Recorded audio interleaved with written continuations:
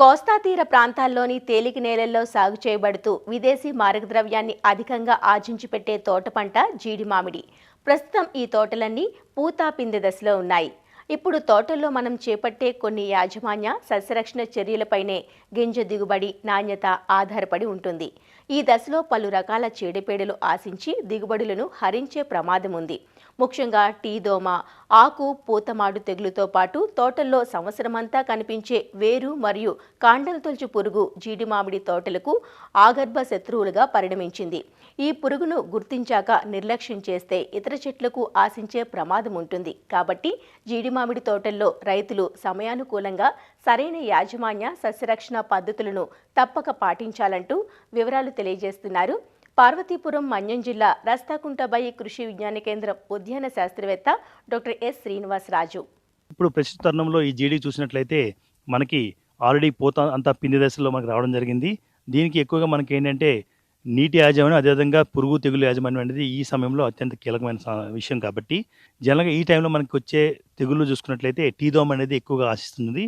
ఈ టీ దోమ అనేది సంవత్సరం పొడవునా ఉంటుంది. ఇప్పుడు ఎక్కువగా లేత చిగురు, అదేవిధంగా పూత రెమ్మలు, అదేవిధంగా పిందె అభివృద్ధి చేసే దశల్లో ఇది చెట్టును ఆశించి తీవ్రంగా నష్టపడి జరుగుతుంది.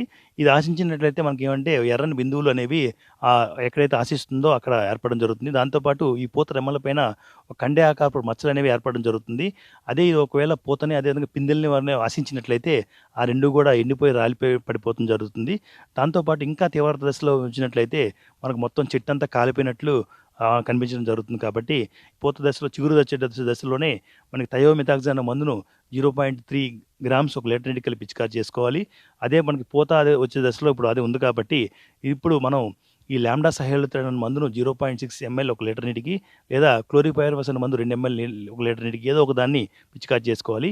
పింజ బఠానీ సైజులో ఉంది కాబట్టి ఈ దశలో మనం ఏం చేస్తామంటే ప్రొఫెనోఫాస్ అనే మందును 2 ml ఒక లీటర్ కలిపి ఆ యొక్క ఉద్ధృతిని బట్టి మనం చేసినట్లయితే చాలా వరకు దీన్ని మనం నివారించవచ్చు. అయితే దీంతో పాటు కూడా మనకి ఈ బ్లైట్ అంటే ఆకు అదేవిధంగా పూత మాడు తెగులు కూడా ఎక్కువ వచ్చే ఆస్కారం ఉంది. కాబట్టి ఈ తెగులుకి ఏంటంటే జనరల్గా ఈ బ్లైట్ అనేది వచ్చి ఈ మనకి కనబడకుండానే మనకి మొత్తం అంతా పూత పిందె మొత్తం అంతా కూడా ఈ తేనె మంచి పురుగులాగే మొత్తం మాడిపోయి మొత్తం రాలిపోయే ఛాన్స్ ఉంది. కాబట్టి దాని నివారణ కోసం కార్బనిజం అనే మందు 1 గ్రాము ఒక లీటర్ నీటికి కలిపి పిచికారి చేసుకున్నట్లయితే చాలా వరకు ఈ తేనె మంచి పురుగు అదేవిధంగా తెగుళ్ళు ఏవైతే ఆశిస్తాయో ఈ టైంలో దాన్ని కూడా మనం సక్రమంగా నివారించొచ్చి మంచి దిగుబడి రావడానికి ఆస్కారం ఉంటుంది. దాంతోపాటు ఈ కాలంలో ఎక్కువగా మనం గమనించాల్సింది ఇంకో పన్నం కాండం మరియు వేరుతులుచు పురుగు అనేది అతి ప్రధానమైన సమస్య. ఈ కాండం మరియు వేరుతులుచు పురుగుని మనం ఈ జీడి తోటలో ఆగర్భ శత్రువుగా మనం భావించవచ్చు. ఎందుకంటే ఈ సంవత్సరం పొడవునా కూడా జీడి తోటలో ఉంటుంది. అయితే దీని ప్రభావం మాత్రం ఎక్కువగా డిసెంబర్ నుంచి మే మాసాల్లో ఎక్కువగా కనబడుతుంది. కాబట్టి ఆ చెట్టును కాపాడుకోవాల్సిన అవసరం ఎంతైనా ఉంది. తల్లి పురుగు మనకి చెట్టు బెరడు పైన బెరడు మధ్యలో అదేవిధంగా ఈ వేరు కింద అదేవిధంగా మొత్తం ఏంటంటే బియ్యపు గింజ సైజులోని మనకి గుడ్లు పెట్టడం జరుగుతుంది. ఆ గుడ్లు అనేది 7 రోజుల్లోనే ఒదిగి ఆ బెరడును తొలుచుకుంటూ కాండంలోనికి అదే వేరులోనికి రెండింటికి ప్రవహించి ఆ లద్దె పురుగు అనేది సుమారు 6 నుంచి 8 నెలలు ఆ లోపల ఉన్న జీవరసాలను జీవనాలను తెంపుకుంటూ దాని జీవనం కొనసాగిస్తూ ఆ విసర్జన పథకం అనేది పొట్టులాగా మారి ఒక నల్లని బంకలాగా మనకి బయటికి రావడం జరుగుతుంది. ఆ సొరంగం అంతా కూడా ఇది పొట్టును నింపేసి మొత్తం దాని యొక్క జీవిత చక్రాన్ని దాంట్లో కంటిన్యూ చేస్తుంది. అయితే 6 నుంచి 8 నెలలు పెరిగిన ఈ లద్దె పురుగు అనేది తర్వాత కోశస్థితి ఏర్పడడానికి మనకు దాంట్లో ఉన్న కాల్షియం దాన్ని తీసుకొని ఒక చుట్టూ కూడా ఒక జీవ కట్టుగా కాల్షియం కట్టుకొని ఒక ప్యూపేషన్ స్టేజ్ అనేది లోపల పెట్టుకోవడం జరుగుతుంది. అది సుమారు ఒక 60 నుంచి 90 రోజులు అనేది అక్కడే దాని కోశస్థ దశ అనేది కంటిన్యూ చేస్తుంది. తర్వాత అది బలమైన రెక్కల పురుగుగా మారి బయటకు వచ్చి తదనంతరం దాని యొక్క జీవిత చక్రాన్ని కొనసాగిస్తుంది. కాండం మరియు వేరు భాగంలో ఎక్కడైతే మనం నల్లని జిగురు వచ్చినా పిప్పి లాంటి పదార్థం బయటికి కనబడినా ఇమ్మీడియట్గా మనం ఏంటంటే ఆ బార్కును తొలగించి ఆ పురుగుని తీసేసి చంపేయడం అనేది అతి ఉత్తమమైన పద్ధతి. మొక్కల నుంచి పై వరకు 3 అడుగులు అదేవిధంగా వేరు ఎక్కడైతే ఎక్స్పోజ్ అవుతుందో ఆ భాగంలో మనం అక్కడక్కడ కూడా వేప గింజల కషాయం కానీ లేదా క్లోరిపైరిఫాస్ 10 ml లీటర్కి ఫ్రీక్వెంట్గా పిచికారి చేసినట్లయితే చాలా వరకు మనం దీన్ని నివారించవచ్చు.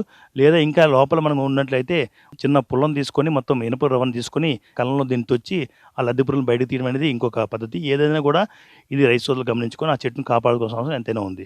ఇంకొక ప్రధానమైనది ఈ వేసవికాలం చేయాల్సింది ఏంటంటే పూత నుంచి పిండి ఏర్పడి పిక్క ఏర్పడే దశ వరకు మనకి సుమారు 200 లీటర్లు నీరు ఒక చెట్టుకి అవసరం అవుతుంది. మనకు ఒక 15 రోజుల వ్యవధిలో ఒక 50 లీటర్లు చెట్టుకి పెట్టినట్లయితే చాలా వరకు ఈ ఫ్రూట్ డ్రాప్ నట్ డ్రాప్ అనేది రాకుండా ఏదైతే పిక్క నిలబడిందో ఇట్లన్నీ తట్టుకునేది అది కూడా ఇంకొంచెం ఎక్కువ నిలబడి రైతులకు అధిక లాభం రావడానికి ఎంతైనా ఆస్కారం ఉంది. కాబట్టి ఇది కూడా చేయాల్సిందిగా మనవి.